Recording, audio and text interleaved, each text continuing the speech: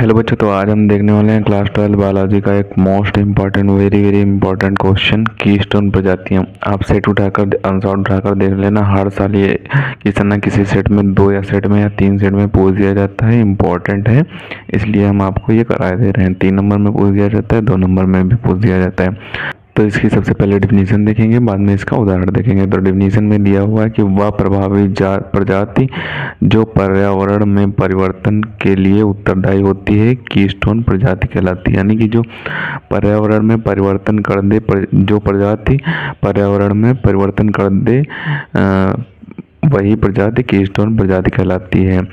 ये प्रजातियां अपनी परस्पर क्रियाओं से समुदाय की संरचना और जैविक घटकों को परिवर्तित कर देती हैं। यानी कि ये जो प्रजातियां होती हैं, अपनी जो क्रियाएं होती हैं, पारस्परिक क्रियाएं होती हैं, उनसे समुदाय की संरचना जो होती है उसे परिवर्तित कर देती हैं और जैविक घटकों को भी परिवर्तित कर देती है। आप उदाहरण देखेंगे आपको सब समझ में आ जाएगा। तो उदाहरण में दिया हुआ है कि बड़े जानवर पेड़ों की निचली शाखाओं को तोड़ देते हैं, जिससे घास के मैदानों में जंगल नहीं पनप सकते। इससे चरने वाले जंतुओं को घास उपलब्ध हो जाती है। यानी कि कहने का तात्पर्य यह है कि हाथी, गेंडा, शेर, ये जो होते हैं, हाथी गेंडा जो होते हैं, ये जो छोटे छोटे पेड़ होते हैं, पेड़ों की शाखाएं होती हैं, उन्हें तोड़ देते हैं। जब उन्हें तोड़ देंगे तो वहाँ उन घास के मैदानों पर जंगल बड़े नहीं हो पाएंगे, जिससे वो घास के मैदान ही रहेंगे, जिससे चरने वाले जंतुओं को घास उपलब्ध हो जाएगी। तो ये पर्यावरण में ही एक परिवर्तन होता है।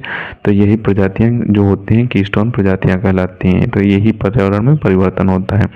आगे दिया गया है ऊर्जा का प्रवाह, पदार्थों का चक्रण, मरुस्थलों में कंगारू का रहना।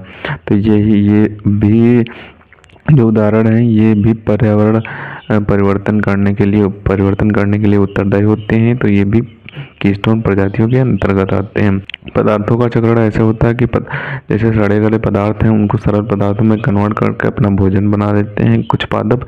तो इससे पदार्थों का चक्रण हो जाता है और पर्यावरण में परिवर्तन भी हो जाता है।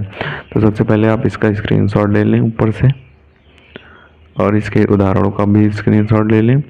तो इसे आपको अच्छे तरीके से तैयार कर लेना है। 3 नंबर में पूछ दिए जाने वाली डिफिनीशन है और 2 नंबर में भी पूछ दिया जाता है। लगभग हर सेट में पूछा गया है क्वेश्चन ये, और आगे भी आता रहेगा ये। इसे आपको 100% तैयार करके जाना है। अगर आपको 2 नंबर पे आ रहे हैं तो आपको इसे अच्छे तरीके से तैयार करके जाना है।